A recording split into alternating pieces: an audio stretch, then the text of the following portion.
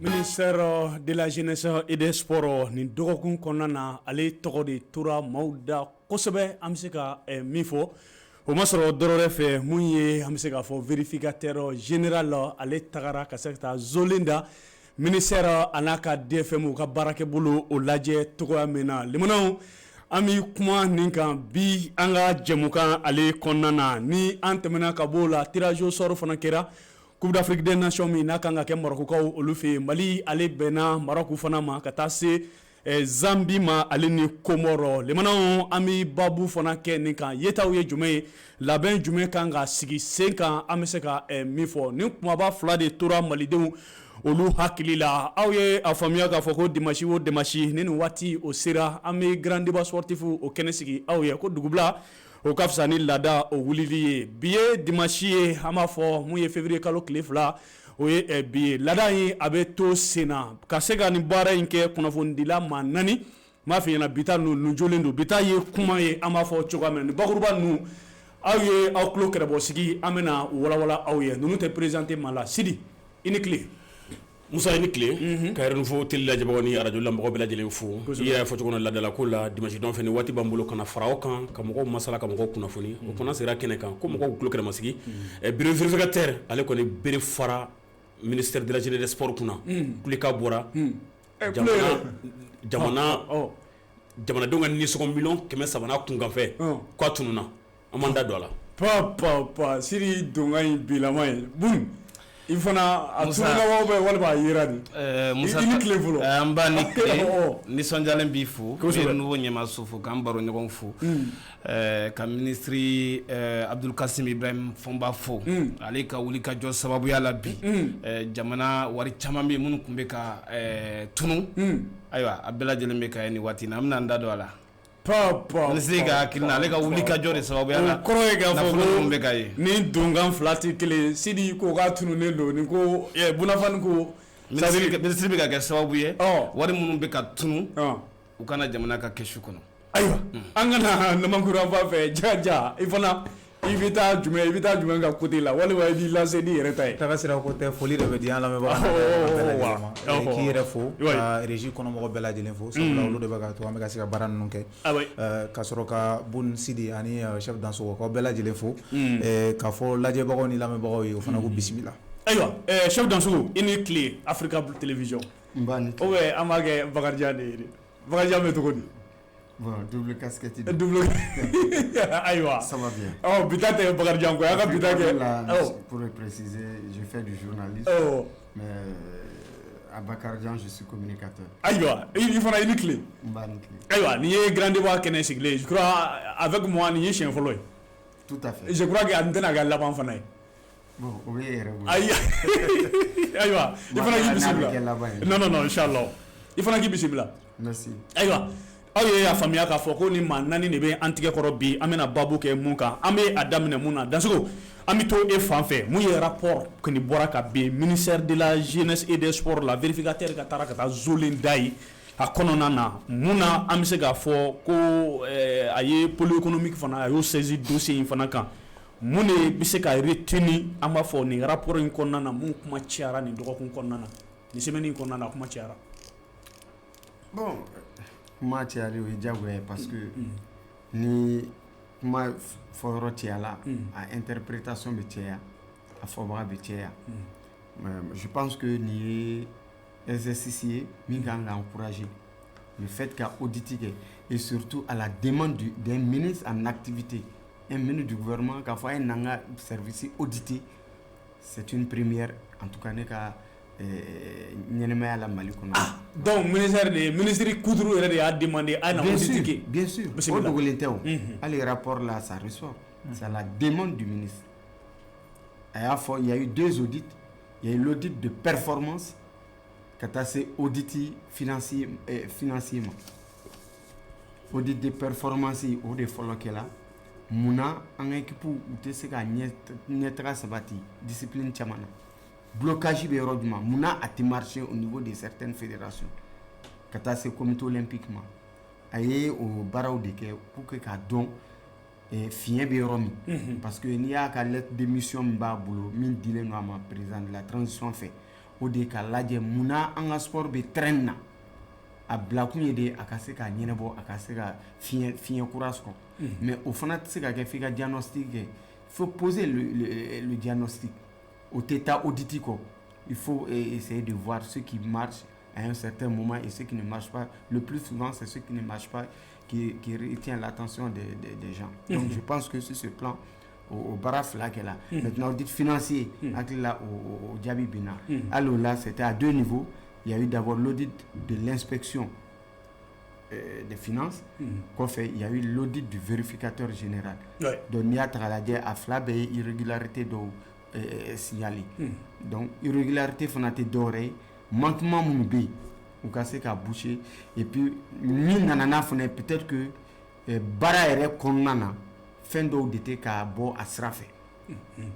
Parce que n'i ye DFM ta k'a lajɛ système dɔ de don. Bɛɛ bɛ baara kɛ ni o de mais a yira la k'a fɔ ko ministère des sports jeunesse et sport chargé de l'instruction civique et de la constitution citoyenne k'a ministère DFM tɛ ka baara kɛ ni taabolo minnu bilalen don en place walasa nafolo bɛ se ka circuler cogo min na ko o mécanisme si respectelen tɛ ça c'est déjà un constat qui a été fait par le bureau du vérificateur général a ka inspecteur auditeur ye min relevé donc o dogolen tɛ mɔgɔ la parce que ni nana DFM min bɛ actuellement ka mɔgɔw hakili jigin a nana min nɔ na o ye kaso kɛ nin ko ninnu na nin transition kelen nin kɔnɔna na donc ça veut dire que irrégularité bɛ yen depuis waati jan depuis transition tɛ irrégularité bɛ yen mais il fallait quelqu'un courage bɛ maa min na ka se ka yɛrɛ ka DFM auditer surtout que fɔlɔ la régime kɔrɔlenba ninnu na n'i ye Mali système ta k'a lajɛ ministre n'a ka DFM de tun bɛ na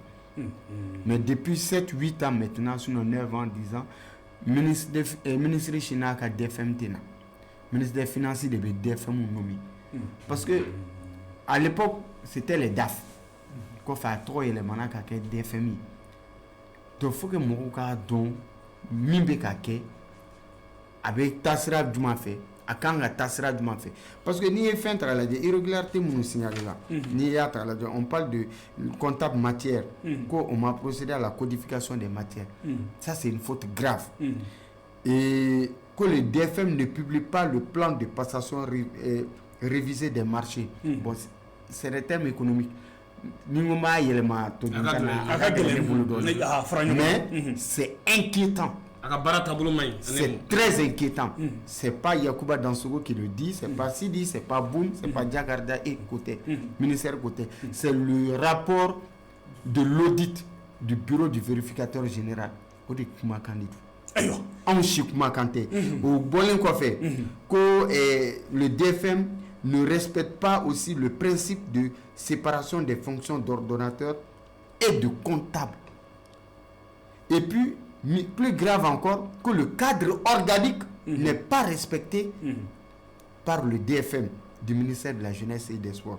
Et encore pire, que le DFM ne dispose pas d'un système d'archivage opérationnel. C'est pas moi qui le dis, avec rapport des comptes. Donc ça veut dire qu'il se passe des choses, vraiment, c'est inquiétant, Mali Sport Cola.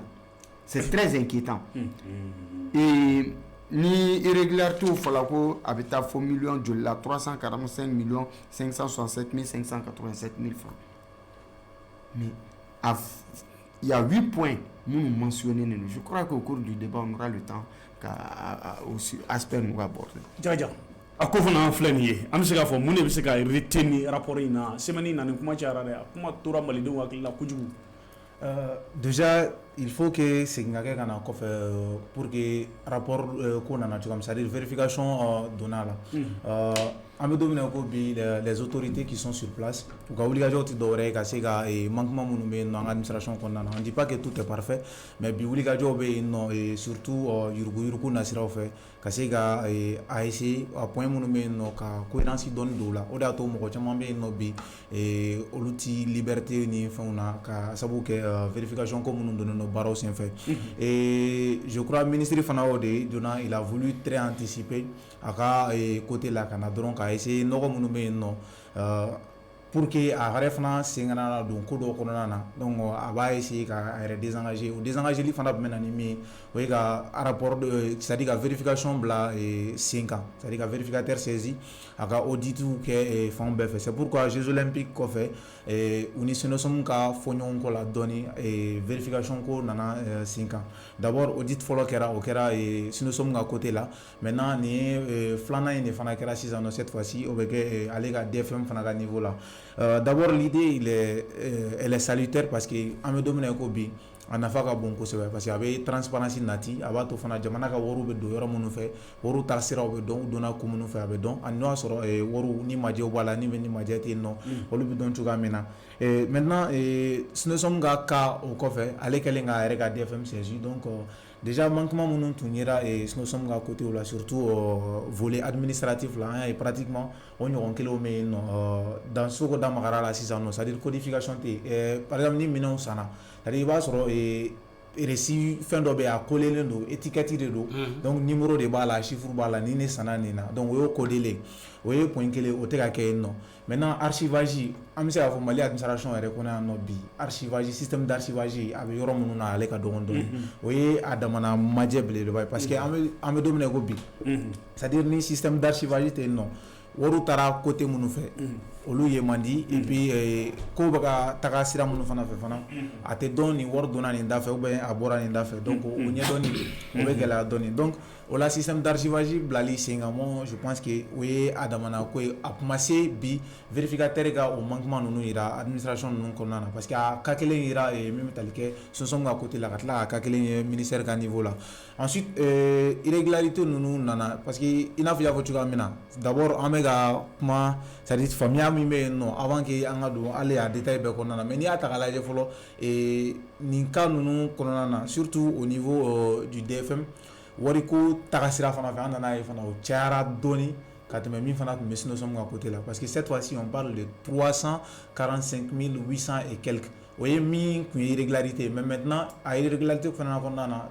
dɔ sera ka justifier mais min ma se ka justifier hali bi o ye 345 500 et quelques de donc o bɛ ye a yira k'a fɔ hali bi wariw bɛ ka taga sira minnu fɛ olu tɛ ka dɔn surtout vérification kɔnɔna na a yirala k'a fɔ c'est-à-dire dépenses dɔw kɛra minnu tun man ka kɛ voyage dɔw senfɛ per diem dɔw prime dɔw dira dɔw ma ka sɔrɔ o tɔgɔ tun t'a la notamment Jeux olympiques kɔnɔna na ani voyage kɔnɔna na mɔgɔ c'est-à-dire des personnes fictives olu tɔgɔw yera liste kɔnɔna na alors que u tun tɛ yen nɔ donc o wariw nana olu o wariw encaissera donc moi je pense que o irrégularité minnu bɛ yen nɔ bi k'a fɔ ko vérification bɛ kɛ walasa ka se ka nɔgɔ bɔ o ko la c'est un très bon point surtout polyéconomique saisilen min filɛ nin ko fana la moi je pense que a b'a to nɔgɔ caman bɛ bɔ yen Sidi i fana i bɛ se ka mun fɔ ko in kan an bɛ se ka fɔ a kuma cayara nin dɔgɔkun na dɛ ouais Musa a kuma bɛ caya parce que bamananw ko ten ba tɔgɔ tɛ se ka bɔ a golo la o jɛlen don n'i ka ba sara sigiɲɔgɔn ka nankasa b'a to se ka bɛ don a la ne bolo n tɛ balina ko c'est pas surprenant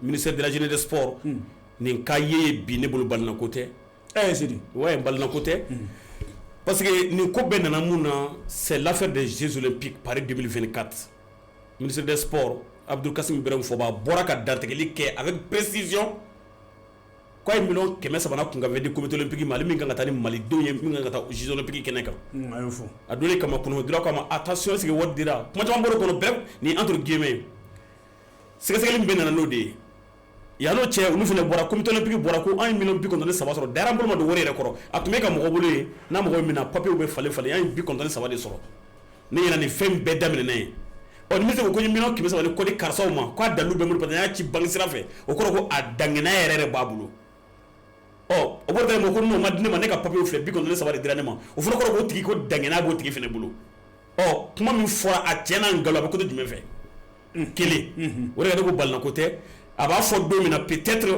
a ka ministre so yɛrɛ kunnafoni t'a bolo a t'a ka ministre to dɛ kalama ni ne ka kuma jate ni an y'a ka kuma analyse kɛ i ye nin fɔ a débat la a ka ca voilà o b'a yira ko ministre a ka ministre so a t'a a kibaruya kalama sinon n ko ba tɔgɔ tɛ b'a bolo o yɔrɔ ye mun ye e ministre de ye fɛn fɛn mana kɛ ko ministère de la jeunesse et des sports chargé de l'inscription de la mara citoyenne et des ministres bureau vérificateur na cogo a nana cun de wa u y'u yɛrɛ autosaisi de wa ministre y'u wele de wa a fɔra bi bi na le ministère de la jeunesse et des sports du Mali ko irrégularité financière bɛ yen irrégularité administrative bɛ yen miliyɔn 345 a n'a kunkanfɛ ko o ɲɛma o burujalen don a tunnen min man ka don da fɛ n'a ma don ye ministère de la jeunesse et des sports o de fɔra communication ma fɔ défense ma fɔ a fɔra ko ministère de la jeunesse et des sports jɔn de bɛ yen o ministre ye jɔn de ye bolokoli bɛ ɲɛsin de fɔlɔ ma jigin bɛ sɔrɔ ka na i ka maramɔgɔw i ye mun bila baara min na i ye mun kalifa min na mais ni nin fɔra dɔrɔn bureau vérificateur a b'a kɔnɔ de ministère de la jeunesse et des sports irrégularité financière o faamuyana ni fɔra ko musaka tununa ye ni k'i bɛ o tigi ɲini k'i bɛ mɔgɔ wɛrɛ ɲini ha DFM y'a don ta régie bɛ yan fɛ non Musa o ye dɔrɔn ka cible dɔ de ɲini ka mɔgɔ ɲini ka ko turu da mɔgɔ min kun chercher à abattre quelqu'un mais bibi na rapport min bɔra vérificateur fɛ a ɲɛsin ministère so de ma ministre de kan ka ɲɛfɔ an ɲɛna a kan ka baara fana ka namɔ k'a ɲɛfɔ mɔgɔw na wari miliyɔn 300 ni kɔ in a ko bɛ cogo di d'autant plus que ale ko 300 ni kɔ nana dira ale bolo ma k'a y'a di mɔgɔ dɔw ma o kuma ni sababu ma bɛɛ parce que a dira minnu ko n'a ma di anw ma an ka sɛbɛnfura fila ye nin de sɔrɔ Musa tant que o kuma fɔlɔfɔlɔ ma jɛya k'a ko wari tɔ miliyɔn 200 ni kɔ in donna da min fɛ n'o ma dɔn halisa ne bɛ siga ɲɛmɔgɔw ka kumakanw na a bɛ maa minnu kun kan o de kama an ko ne ko balina ko tɛ irrégularité o Jeux olympiques kelen wari minnu majɛ kɛra a fɔra ko ale ye wari min di comité olympique ma n'olu ko k'a ma d'aw ma o wariko kuma dɔ bɔra bureau vérificateur mɔgɔw bɔra n'a a wariko kuma dɔ bɛ rapport kɔnɔ bi o wari dɔw b'a kɔnɔ a fɔra ko prime ko kumaw o prime ko kumaw b'a kɔnɔ tout à fait mobili dɔw sanna ko k'a di dɔ ma k'a bila baara dɔ kama olu ka baara nature falenna k'a kɛ ko wɛrɛ ye o b'a kɔnɔ ɲɛmɔgɔya tɛ k'a fɔ ko ne ye ɲɛmɔgɔ ye Musa bila fɛn ye bunafɛn bila dɔ la Dasogo bila dɔ la ne bɛ n kan ka ɲɛ jɔ a la de a b'a la k'a kɛ kɛcogo jumɛnw na c'est ça un bon leader c'est ça un bon dirigeant a b'a la ka kɛ kɛcogo jumɛnw na n fɔra dɔ kɔ l'administration c'est une continuité ne nana sɔrɔ ni mun bɛ ka kɛ tan mais o tɛ sariya ye o tacogo man ɲi jamana kɔnɔ Mali kura man ka taa nin cogo la ne bi a bɔ o bolo kan k'a bila nin bolo in kan tout à fait mobiliw nana ko ka kɛ ambulance ye balontan yɔrɔ la ne nana sɔrɔ fɔlɔ minnu kɔ olu y'a ta k'a kɛ nin ye o t'a kɛcogo ye a ma n'o kama jamana sariya t'o yira ne b'a bolo an b'a kɛ nin ye n'i da de don masala ko maa min t'i kuma ko peut-être ko jogo dɔ b'i la donc ne bolo bi bi in na irrégularité minnu fɔlen filɛ ministère kɔnɔna na ayiwa c'est facile k'a da dɔ la k'a bɛɛ la mais ne kɔni bolo c'est le ministère de la jeunesse et des sports qui est indexé siga de kɛlɛ la parce que bureau vérificateur ka rapport de bɔra n'a ye ne ka kuma tɛ oui rapport ma taa fɔ mais ne bolo a ma fɔ ko ministère so de ministre so a fɔra de kan défense ta département mais ne kɔni fɛ balina ko tɛ parce que a ma bali ne na ka d'a kan ministre bɔra ka kuma fɔlɔ min fɔ Jeux olympiques wɔrɔko kuma in na Musa ni nin fɔra o kɔ a b'a sigi ko wɛrɛ bɛ bɔ nin fɛnɛ kɔ mun tɛ nin ye nin département kelen kɔnɔ n bɛ dan yan fɔlɔ ayiwa Bunufan kuma in cayalen Musa m'a daminɛ ni min ye n bɛ ministre féliciter i n'a fɔ n y'a f'i ye cogo min jɛmukan daminɛ fo jamanadenw k'a faamu ko in nana cogo di ka se fo bi ma acharnement contre le ministre aujourd'hui kunnafonidilaw caman fan fɛ kun fila t'a la koyi bisimila a to n ka kunnafoni n ka kuma ministre ye seli min kɛ comité olympique ma Mali kunnafonidilaw caman t'a dɔn caman dahirimɛ de gulonnen bɛ wa comité olympique t'a dama jɛkulu de ye Mali la quoi sɛgɛsɛgɛli in daminɛra yen dɛ k'o nɔ minɛ o kulekan de filɛ nin ye tan o ye fɛn fɔlɔ ye et ministre bɛna taa yɔrɔ jan parce que a tɛna dan nin dɔrɔn ma an b'a féliciter initiative la mɔgɔw k'a dɔn fɛnɛ k'a fɔ hakilina in nana cogo di Jeux olympiques ko kɔfɛ ka Végal wele vérificateur wele hakilina bɔra ministre Abdul Kasim Ibrahim Fonba de la ni rapport kalan parce que mɔgɔ caman ma rapport kalan mɔgɔw bɛ ka kuma ten dɔrɔn n bɛ ministre lagosi an tɛ ministre fɛ mais ni rapport kalan i b'a caman ye wa ministre yɛrɛ ka conférence de presse mensuelle dɔ la a y'i da maga a la Yakuba Dansogo bɔra k'a fɔ sisan a daminɛ ale yɛrɛ ka ministre so la inspection ye a daminɛ yen fɔlɔ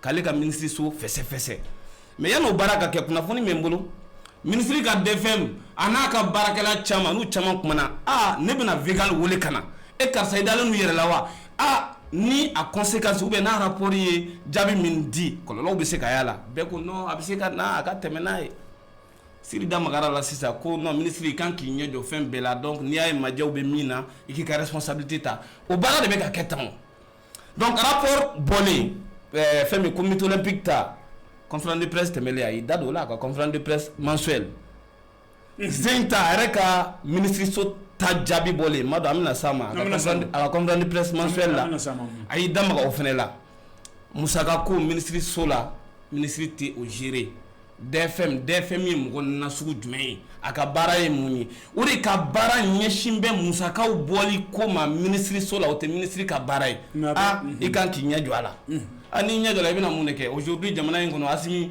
n'a fɔra ko an ka sariyaw labato est ce que Asimi de kan ka jigin ka na karisa ye fɛn jeni karisa ye nin kɛ karisa o fɛnɛ kɛbagaw bɛ dɔɔni dɔɔni de don a bɛ jigin ka na fo dugu ma c'est vrai il y a le premier responsable mais ni ko tiɲɛna responsabilité kan ka situer dɔɔni dɔɔni fɛn fɛn ye musaka ko ye ministre so la mɔgɔ dɔ de ɲɛsin b'a ma wa a tigi bɛ nommé cogo di Yakuba Dansogo y'o fɛnɛ fɔ fɛn min an ka ministre so min ɲɛsin bɛ jamana musaka ko ma finance o de bɛ DFM bila ka na k'a fɔ ok e ministre so karisa nin ye ka DFM ye mun de y'a to bi ko défense tɛ ka fɔ agriculture tɛ ka parce que audit ma kɛ yen o ni audit kɛra wa nin taabolo kolo in peut-être a b'an ka ministre so caman na bi Mali kura a tɔgɔ Abdul Kasim Fonba bɛ Mali kura de incarné parce que ale de nana n'a ye k'a fɔ ok nin sɛgɛsɛgɛli in ka kɛ ne ka yɔrɔ la ni ye rapport kalan fana exercice fila de don yanni ale yɛrɛ ka baara daminɛ du 1er janvier 2023 ka taa bila le 30 juin 2023 o ye exercice fɔlɔ ye filanan ale nana don ka baara daminɛ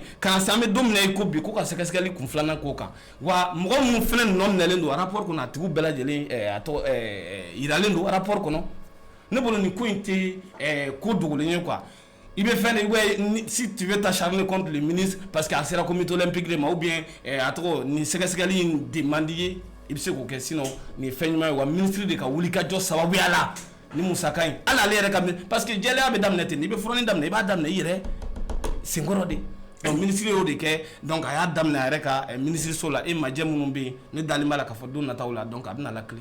Jɔn bɛ dɔ fara a kan. N bɛ dɔ fara a kan. Bisimila. A ye sɛgɛsɛgɛli daminɛ a yɛrɛ ka yɔrɔ la ko dɔ de nana ni a ye d'abord k'a fɔ ko parce que ministre ye audit kɛ comité olympique la ko peut-être o ye kunnafonidila dɔw ka acharnement kun ye contre le ministre en personne non an bɛ ka kuma an ko le ministère ministre de bɛ a ɲɛmaaya la a bɔra ka kuma dɔ de fɔ en amont jamana ye wari in di yan n y'a di karisalakaw de ma olu ko i ma nin d'a ma ni ne dira anw ma an ko wari tɔ bɛ mini tant que olu ma jɛya an ko balila ko tɛ nin ko ninnu ye comité olympique la y a pas un seul papier là-bas n tɛ kuma journaliste bɛɛ tɔgɔ la dɛ ne min bɛ plateau kan yan bibi na y a pas un seul papier au comité olympique ko ne fɛ ko n ye fɛn dɔ machine yɔrɔ min na moi n bɛ kuma ni yɛrɛ de n bɛ yɛrɛ de dɔn d'ailleurs pour la manifestation de la vérité fɛn caman bɛ comité olympique la ni mɔgɔ y'a jateminɛ moi je fais partie des premières personnes minnu sɛbɛnni ka bɔlɔlɔ kan k'a fɔ nin bɛ di comité olympique ma plus maintenant subvention plus maintenant mais k'a fɔ ko parce que se kɛra comité olympique de ma ko mɔgɔ bɛ nin kuma nin fɔ an ko non o tɛ ne ta t'o ye an ko de ministre bɔra ka kumakan fɔlɔ min fɔ les fonds alloués pour les Jeux olympiques Paris 2024 tant que o wari ko kuma fɔlɔ min fɔra o ma lajɛya o wari jɔn de tun ye kuma min fɔ jɔn ka kuma ye sababa jɔn de tun ye sababa ye tant que de ma dɔn nin fɛn tɛ balila ko ye ne bolo ni fɛn yera ministère kɔnɔ n m'a fɔ ko ministère nɔna n m'a fɔ DFM nɔna mais ministère kɔnɔ parce que ministère tɔgɔ de b'a kan kelen DFM oui mais comité olympique ta fɔra yan si c'est pour que k'olu défend i bɛ se ka argument sɔrɔ k'u défend i b'a fɔ ni comité olympique de don ouais c'est Habib a ye wari suɲɛ a y'a détourné trésorier tɔgɔ tɛ fɔ ye comité olympique ka DEF tɔgɔ tɛ fɔ o ka comptable tɔgɔ tɛ fɔ Mais si c'est un ministère... Parce que Habib Deboulou nommé. Pardon. Ministère de la DFM est nommé. Ministère des Finances. Non, c'est l'information. En tous les cas, on va mettre fois quoi. DFM est nommé. Financier ministre de DFM nommé ministère Bella. J'ai ce degré-là. Ah, voilà. Aucun ministre ne nomme sur son DFM. Très bien. Et monsieur Goni Habib Habib comptable. C'est quoi que Kagina Fanta Kalama Kalama? Ah, ni Nedo, ni comité olympique Nedo. C'est le président qui a détourné, qui a volé l'argent. Mais si c'est un ministère, on dit le DFM, le régisseur, le chauffeur, pardon. Irrégularité. Mauvaise situation de nous. En tout cas, la tarot d'Antier. Moi, si tu as un ministre acharné, peut-être l'homme B, ça c'est leur affaire. En manquant de l'homme Kafamu. Malkoura de Né, Jiran Darme Assou Godet, Danadam, Ronga, ministre Sola. Ni Gala, ministre Sokono. X2, Y2, FAO. Et ça te concerne, ça concerne le département. Mais Emin donné des dons, ministre Djamananyama et Emin Blaye, on met des dons à département Niamaye. On va faire comment des cas. Si on ne savait pas qu'il y a comme Morocco des dons, bon, avec Morocco, tout le monde Morocco dans les débats. Il ne faut pas personnaliser le débat. Quand il y a un débat que Morocco, il y a un débat. Il y a un ministère. Il y a une équipe comité le comité olympique. Ça c'est on t'a confié chien notamment on t'a Morocco là oui moi personnellement Morocco là ne be institution ko de là ministère de la jeunesse des sports ni bon war ni ngam fait ça qui va faut ministère de ata et binaka ni dans l'outil bon galon tige mais ministère mi to bala rapport pour ministère mi to bala il se ka kuma tagi ma inquiété ma sera foyer mais ne ko ministère de ake ça il jurumu ko tout à fait ne ko défendre de ake ça il jurumu fene ko mais ka kuma institution to la bani c'est de ça qu'il s'agit mon petit. Aïwa, Dadiro, bismillah. Oui, il faut pas être trop extra dans le thème. On a tout thème anglimsenu konana. On a c'est qu'un débat personnalisé il faut pas faire du débat un règlement de compte. En tout là, c'est des hommes sérieux qui nous regardent avant tout. Tout à fait. Donc ne fait qu'un homme fond.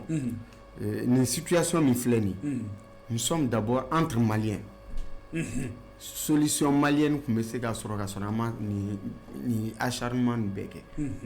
Aujourd'hui, quand tu parles du comité olympique, les gens pensent tout de suite à Bissou. Quand tu parles du ministère, les gens pensent tout de suite au ministre Abdul Kassim Ibrahim. Mais on faut des responsables. Oui, mais il faut faire la part des choses. Le comité olympique, national olympique et sportif, le CNOSM, est différent de M. Habib Sissoko. Certes, président, le ministère de la Jeunesse et des Sports, chargé de l'instruction civique et de la constitution citoyenne, est différent de monsieur le ministre Abdul Kassim Ibrahim Foma. C'est un débat au syndicat Bonyorona, un débat comme oui, maintenant, j'ai dit que c'est la solution à la malienne. On n'avait pas besoin qu'à Tani nous fasse. Le ministre, il pouvait écrire à Habib. Habib a les barad là, en quelque sorte. Ni électrique, ou bien Djabi. Satisfait ou pas satisfait, mais contacter, il faut approfondir. Il faut qu'on ait un point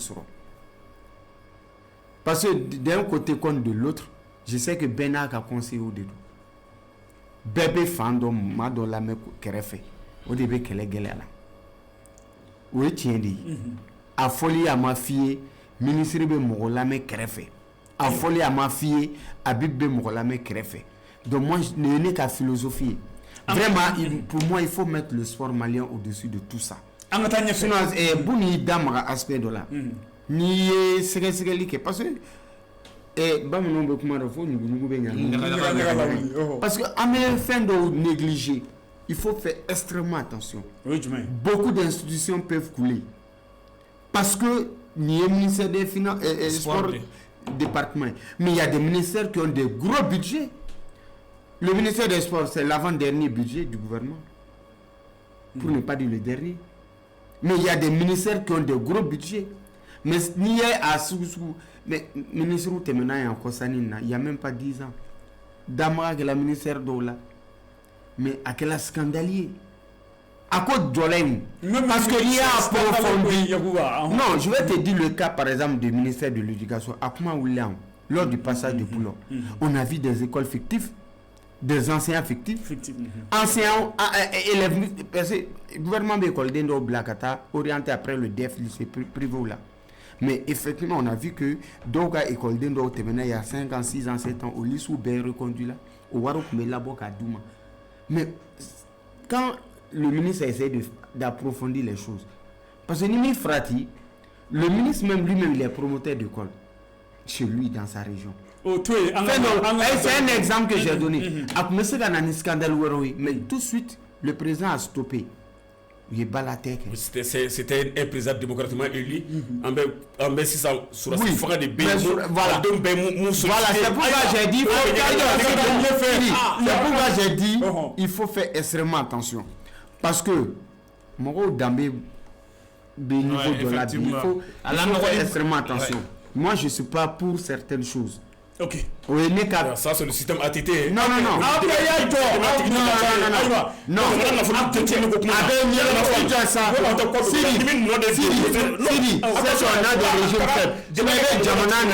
Aujourd'hui, en Russie, il y a Jamana Nafolo Damoroti Mala parce que a réglé Kasurama médiatisé à ma tapage maquet. On veut de ce genre de régime fort au Mali. C'est ce qu'on n'a pas jusqu'à la date d'aujourd'hui. Quand on a des institutions fortes, des régimes forts, une situation qui s'est créée. Elle a créé là. Maintenant, ne me fait qu'un fort pour que Bokman. Il faut que quand si dit ça ma tugo mi question tugo la ibitara do ekele dans ce go am se ka fo ni enquête mun bolen flèche vérification générale fait abi ministre ka amba fo jabi mun bolen fleta abi ministre ka gestion abi mausiga alawa. Bon, je dirais pas non. C'est pas oté tient où? Parce que le rapport il est clair. En tout cas nibe toi kamé. Amasebe et chinois là, espagnol, nous avons tous été à l'école. C'est un français très simple. C'est pas un français lourd ou bêta dictionnaire. Non. C'est la langue de Molière très simple. Par exemple, à chapitre d'Ofleni, où je vais lire, on dit vérification financière de la gestion de la direction des finances et du matériel du ministère de la Jeunesse et des Sports. On ne rentre même pas dans chargé de l'instruction civique et de la constitution supérieure. C'est relatif à la jeunesse et au sport, surtout le sport. Oui, au point. Maintenant, code des irrégularités financières s'élevant à plus de 345 millions. Parce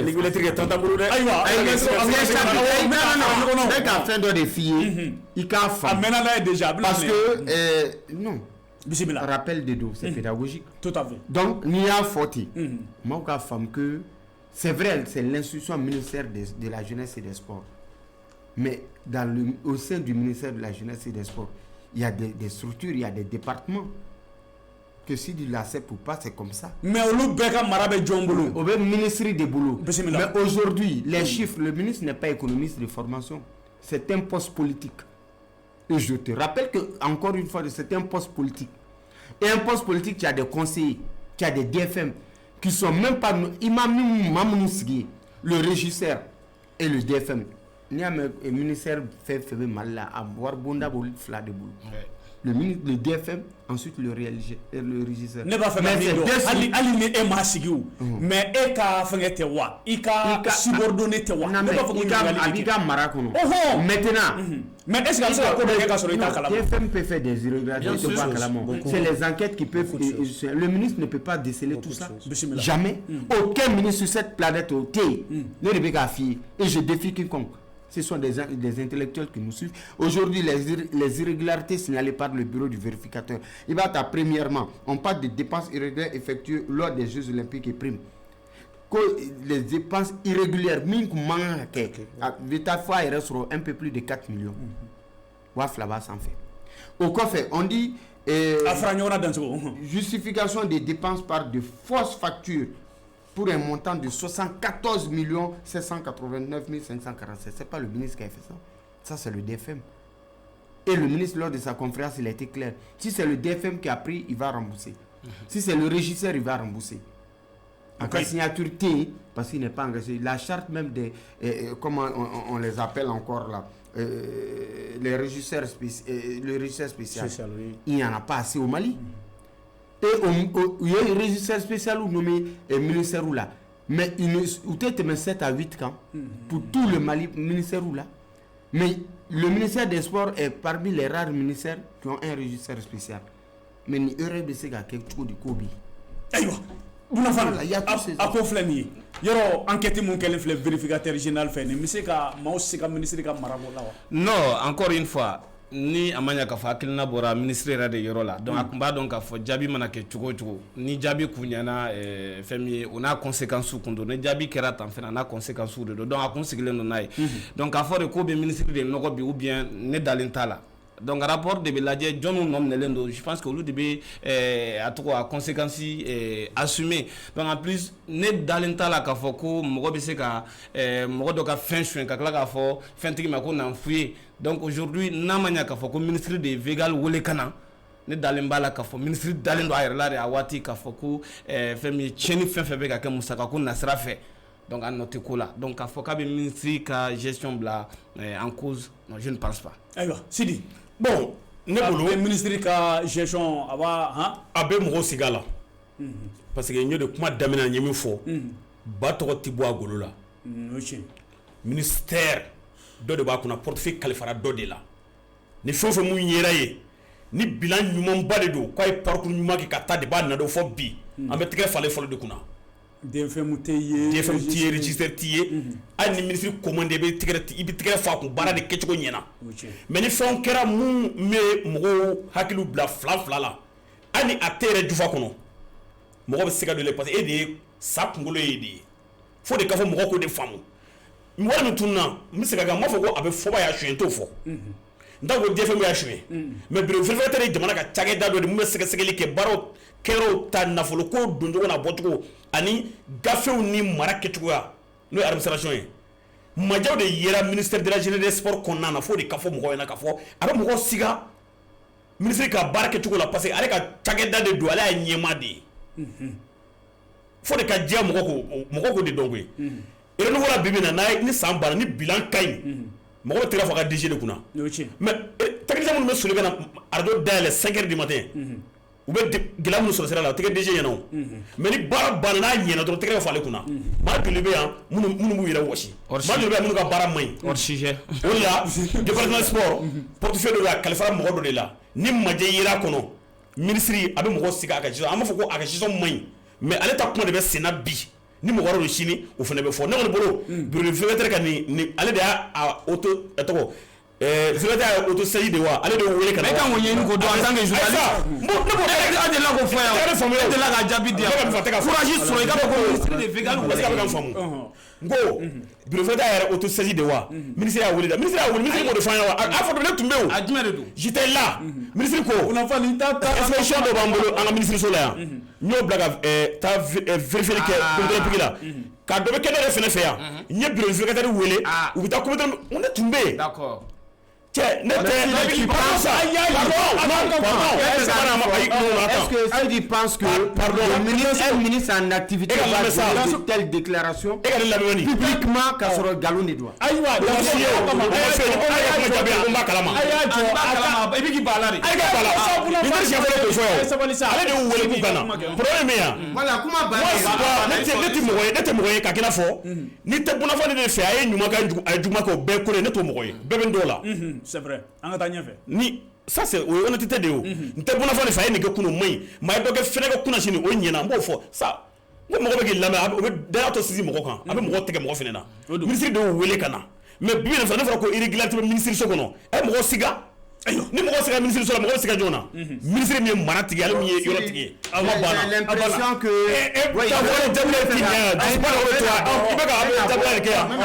jagoya fo mɔgɔ tɛ ka fɔ non j'ai l'impression que si tu connais pas le fonctionnement de l'administration malienne tous les DFM nous les bavures fɛn fɛn kɛ pardon ça non mais ça non mais siga aussi t'es pas un expert aussi dans le truc de l'administration t'es pas un expert nous sommes tous des journalistes DFM ni siga cɛ yɛlɛ DFM fɛn fɛn ka baara taabolo la ça interpelle le ministère de l'économie et des finances. Ou quand il y a ma folie au dit. Pour voir rapport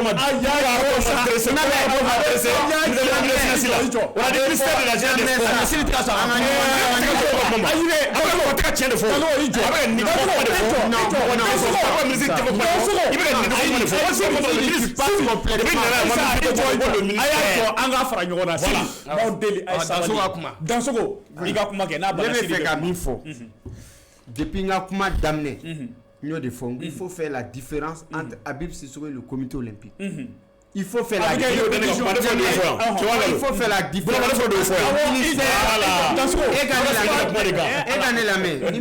Tu vas pas arrêter de couper les gens. Allez-y. Maintenant, il faut faire la différence entre le DFM du ministère et le ministre. Oui, maintenant, ce que Sidi ne parvient pas à cerner, à comprendre, toutes les actions des DFM, les directeurs financiers et du matériel, ou cas actif fait me poser. Ministère de l'économie et des finances de Bardossa, Ali Debou nommé, Ali Debou relevé. C'est pas le ministère en question. Ok. Il ne relève pas. Il confie au ministère ou de là, mais il relève du ministère de l'économie et des finances. Il ne relève pas du ministère des finances. Pour surtout exécuter les recommandations économiques. Voilà. Il ne relève pas. Il faut qu'on soit clair. Aucun DFM ne relève de son département de Abimina. Avait relevé le ministère de l'économie et des finances là. Yoro Roya Diakate, tous les DFM, c'est écrit noir sur blanc. Les DFM ne relèvent pas des ministères de l'agriculture, du commerce. Ils relèvent tous du ministère de l'économie et des finances. Et nous, les Action Biquet, c'est le ministère de l'économie et des finances qui doit les sanctionner. Parce qu'ils sont les seuls signataires. Moussa, il Clara dans ce voilà, il Clara sûrement dans ce quand il y a un expert de la mise en c'est-à-dire, pardon, c'est que s'il n'arrive pas à discerner qu'en fait les DFM ou le ministre tout nommé blé, avec d'abord la domine, on a le décret. Monsieur le commissaire, c'est DFM nommé Bebo Kalama. Il y a combien? Quand il y a composé toi, tu es le plus intellectuel, mais fait la c'était fait la non. Au toi, Moussa Koya l'ennemi, c'est qu'à do ou quand Maraket au Lawa. Moi, nommé Koukwane, on est au Lao. En gros, ministre chaud. Nous avons ministre chaud, on est qu'à la ministre chaud, la ministre. Ni tɔgɔ jugu de a tɔgɔ jugu bɛ da kunna yani a ka fɔ ko karisa ni karisa o ma ko y'a ci ka taa polygonomique la ni mɔgɔ bɛ don kaso la minnu y'a a bɛɛ minnu bolo n'u taara kaso la an t'o fana kuma fɔ yan de o bɛ fɔ o tɛ fɔ wa mais ni bi in na a bɛ minisiriso min kan e y'o ɲɛmɔgɔ ye sika bɛ don i la fɔlɔ Musa a bɛ mɔgɔ o de bɛ fɔ o de bɛ fɔ ye ok non o ye mɔgɔ bɛ min fɔ ye mɔgɔ bɛ min fɔ ni mɔgɔ ɲɛ bɛ min na bureau de rapport bɔ bi DFM a bɛ minisiriso dɔ de kɔnɔ minisiri t'a nommé bɛɛ b'o kalama a bɛ san damadɔ bɔ bi na minisiri t'u nommé bilen mɔgɔ de b'o nommé n'o ministre de l'économie et des finances u bɛ na n'u ye u ka gestion u bɛ na minisiriso nafolo ko ni a matériel u bɛ n'a cɛnni kɛ ministre don labɛn a ma ko ayi o ma f'i ɲɛna dɛ o ma f'i ɲɛna dɛ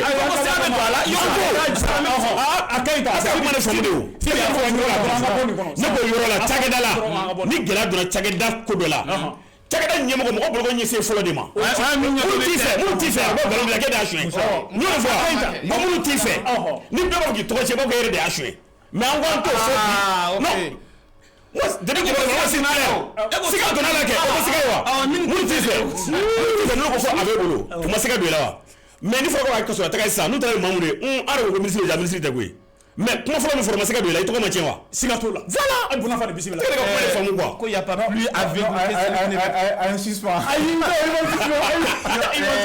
non mais il faut suspens ne fɛ ka fɔ bisimila fiɲɛtɔ te yen quoi fo ni mɔgɔ min yɛrɛ tɛ fɛ ka yeli kɛ Sidi ye fɛn yɛrɛ a bɛ fɛn maîtriser dɛ a y'a wala ka Abdul Kasim lajɛ passe Sidi yɛrɛ y'o de kɛ sisan ne ma Kasimu ne ma Abdul Kasimu ne ma a ɲɛngi fɔlɔ dɛ a ye ɲininkali min kɛ ne ma ka wari suɲɛ dɛ depuis débat ne ma fɔ ne ma a jalaki fɔlɔ dɛ ne ma jalaki dɛ non a ye ɲininkali min kɛ ma jalaki dɛ a ko nin bɛ siga don a ka mara la wa i ko awɔ si ani ale tɛ ɲɛma ye wa o n'a y'a tun ye kɛ sauf que o ye ko ye min ale bɛ ka min fɔ ko ni mara a tɔgɔ ni tiɲɛni kɛra baara yɔrɔ ɲɛmɔgɔ o y'a ye ko min ɲɛdɔn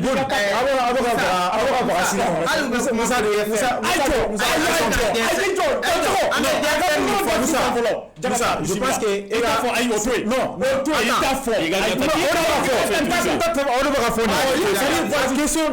la question a été posée, mon quelle est ciblera la question posée. Si le don, le ministre de la question na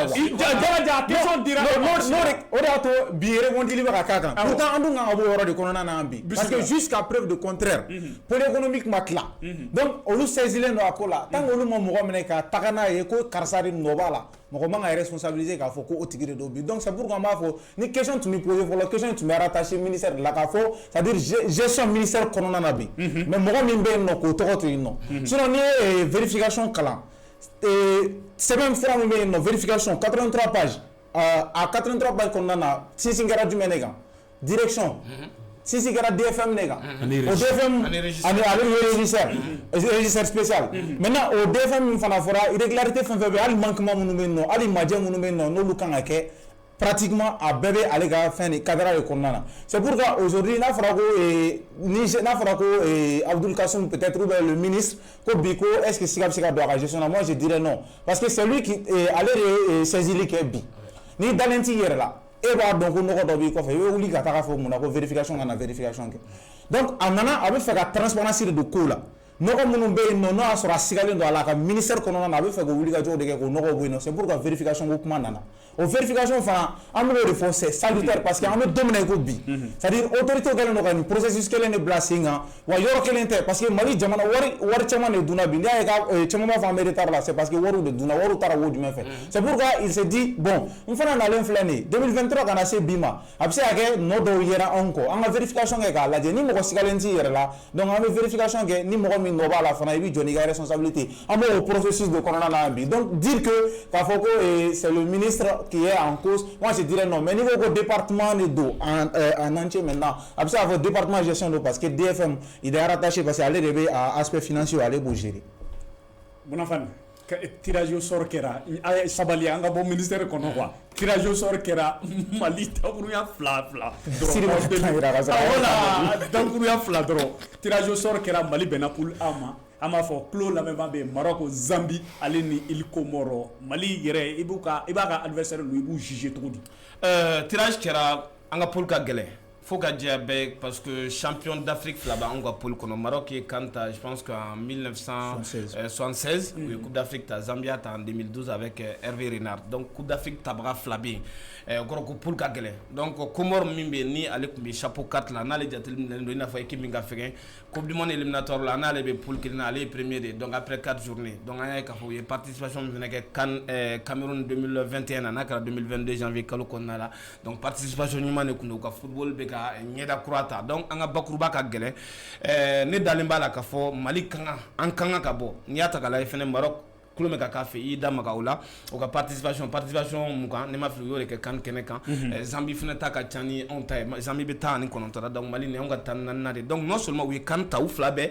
mais o ka participation fene ka chaka teme on ta ka me dominer ekobi moi je vois pour kagelen kosebe mais Mali pardon Maroc Mali be se ka teme Zambie be se ka kembe projet min bakuba comme là jaja inyebe se ka adversaire ni bu juger tout dit pour que ngana singana et passer là surtout à Damara champion na Zambie Maroc maintenant et en ouga présent RL surtout qualification konana déjà ni équipe bekero quoi pour le premier les Comores ou le Clara Tunisie dernier corona là donc avec 7 buts marqués 4 en que ceux Zambie allait Clara premier devant la Côte d'Ivoire 7 buts marqués 4 buts en que ceux le Maroc n'en parlons pas parce qu'ils ont fait 1-6 sur 6 avec 26 buts marqués. Donc la Tunisie, il faut Tunisie. Oui, comment la Tunisie, il faut Tunisie. Et le Maroc est la meilleure attaque avec seulement 2 buts encaissés. Donc Mali Gapoul aujourd'hui a pour le cas mais maintenant incohérence donné maintenant surtout à nous au niveau comparé là et continuité mon mener que pour nous comprendre dominer Kobi surtout avec Walid Deregragui il a 32 matchs depuis 8e mois 2022 avec équipe donc en 32 matchs il a 21 victoires avec 7 matchs nuls et 4 défaites donc au 4 défaites fanani défaites où et aussi et c'est un peu logique à part ça dit ni farafina l'Afrique du Sud donne Wuchi Matif là sinon au cas de fait devant la Croatie à l'Eni France donc et il faut noter que Walid Regragui a Portugal Walid Regaragui a Belgique, a Canada. Donc on peut dire aujourd'hui à la continuité à Nafabaga Boyeno. C'est pourquoi il est favori d'entrée. Mais Mali a pooling constitué avec un favori et 3 outsiders. Parce qu'il y a une équipe qui va être à la Djebi. Il sait qu'il il veut jump la journée. Parce que les équipes Beka Gele, surtout Zambie, Aleni Komor Fana, ou Chili, ou Wagelen Kosebe. Surtout Ani Malini Komor Benodo. Moi je préfère juger maintenant Mali a participation surtout phase de pooling qu'on a. Nani Komor Machite maintenant, on va évoluer. Car là, elle est une continuité parce que sans une compétition, tu as 6 matchs on a au ressort. C'est-à-dire match amical peut-être. Voilà, donc Aleni Coupe du Monde éliminatoire. Donc à travers ça, on va juger. Sinon pour le moment d'entrée, continuité menée. Parce qu'il y a Stéphano Koussin et avec les Comores aussi. Continuité d'Orébé à Bologne. Parce que dépendant, je pense, 9 victoires, 4 matchs nuls et 4 défaites. Donc à Fana va continuer tout sur. C'est pareil au niveau avec Avram aussi, Zambie, lui aussi il a 31 matchs. Donc nous avons continuité de sur. L'ancien entraîneur de Chelsea. Sur un don fait un nom et un a des Karamo et n'a que 6 matchs pour le moment. Donc non sera 6 matchs ou les 12 matchs en bas là il y en a sur effectif constitué gagnant. Et en bas là il y en a sur la performance. Sidi. Bon, les Bagourouba non, Maliti favori Bagourouba non. Ouais, parce que Maliti favori Bagourouba non. Ballontan ni ballon ko kuma fara don équipe bu be jamana mo be papier kanale la jafolo. Ni do papier kanale la Maliti favori parce que papier kan Maroc déjà aller coupe du monde na min kala labayna ay jorom soro frafina jamana cité mu ya soro folo. Jagale boraka kuma ko performance ka mun kala éliminatoire la 500 oui bi mo kan ko de do ka bi fladron encaissé. Maroc d'emblée be ka jouer kasso ibo bla malien. Zambie chien tan ko do kani kene kan o ata chien clé de finaliste chien fla troisième chien saba donc les papier ko do Zambie bo bla malien. Jango aka bagrouba la akara ka pour premier jamono nyogoro na fo Côte d'Ivoire champion d'Afrique 600 donc papier ka be Zambie fla bla malien et le Comore jamono ko do munu balaka na yele ou ka bolondana irrégularité de bouffe ko sobe bolondana so bolondana kelumbe abe depuis kan Côte d'Ivoire watu kan Cameroun kana ni pilote bege ñogo fi ba tro bolondana ou sa tri garder le mubulo sans sanani régularité bouffe bolondana kunda régularité be digle kala ko passer de buka Aboudou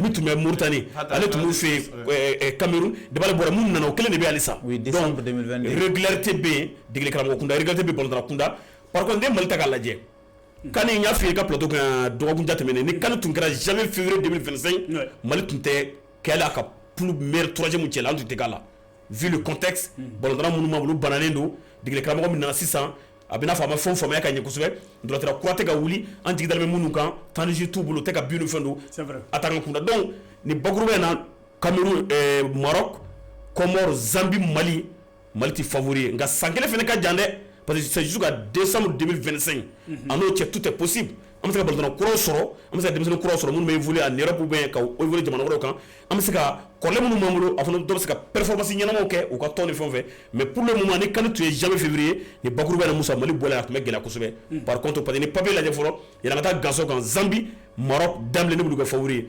Mali na keleke na ngrasa ke jara ani sangele che am se ka pulu ni ka bo ko no sinon amano gonde aywa danso il fana tirage sort kera amafo bakourouba kera sisa nous ça va intervenir il se ka Malika adversaire nous il juger trop dit. Bon, je pense que Maroc est favori numéro 1, Mali est favori numéro 2. C'est ce que je retiens. Parce que favori à palmarès là, mais c'est pas que le palmarès seulement.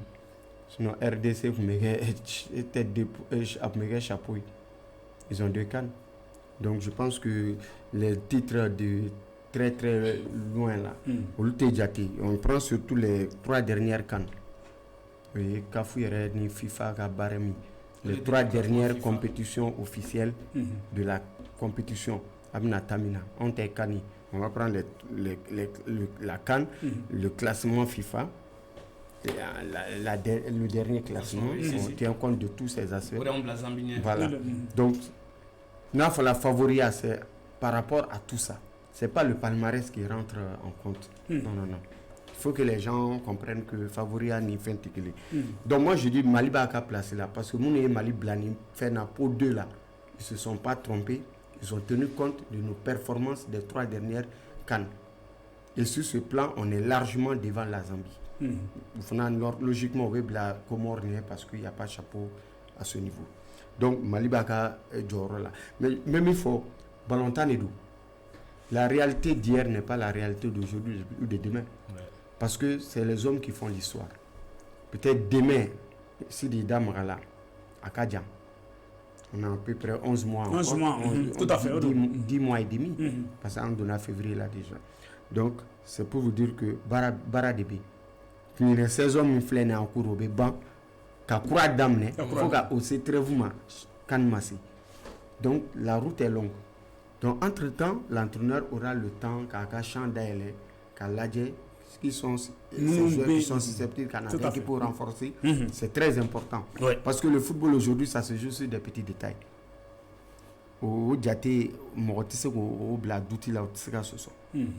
Parce que les détails comptent beaucoup en football. En Zambie, comme Mathieu Kagele, Mouna Kagele, parce que Zambie, altitude, altitude, ça. Donc, à Fiem, ils vont plus vite que nous. C'est pourquoi les matchs Zambie contre les pays de l'Afrique de l'Ouest sont extrêmement difficiles. Mali Dronté, tout récemment, au Côte d'Ivoire d'Améa, ils ont battu la Côte d'Ivoire jusqu'à 4-0, éliminatoire là. Donc, c'est pour vous dire que en Afrique de l'Ouest, ils ont de sérieux problèmes avec la Zambie. Et puis, quand tu prends les face-à-face Mali-Zambie, c'est vrai, au chapeau 3 là, on met 2 là. Parce que on se souvient de la CAN 94. L'équipe de la Zambie avait été décimée. Nous avions bien au club à part 3 joueurs, donc Kalusha Boile et Malitoli. Mais Ani Kenneth fait, je crois, Chikabala.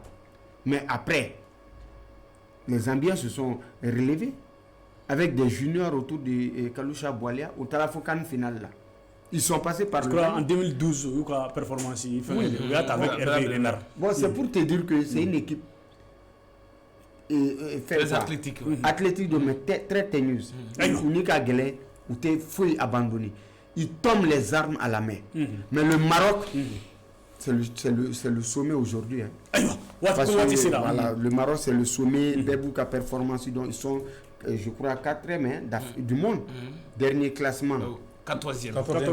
Non, Coupe du Monde. Ils ont été demi-finalistes. C'est la meilleure performance de la sélection africaine. Et le Maroc, éliminatoire là, Diagardia et Damara, c'est du 6-6.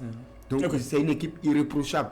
Donc l'atout, deuxième atout, c'est qu'il y aura le public derrière cette équipe du Maroc. Donc ce n'est pas à négliger. Et c'est l'une des rares fois que le Maroc au sommet va jouer à domicile. Voilà. Ok, Sidi, Wati Seranga Kunche.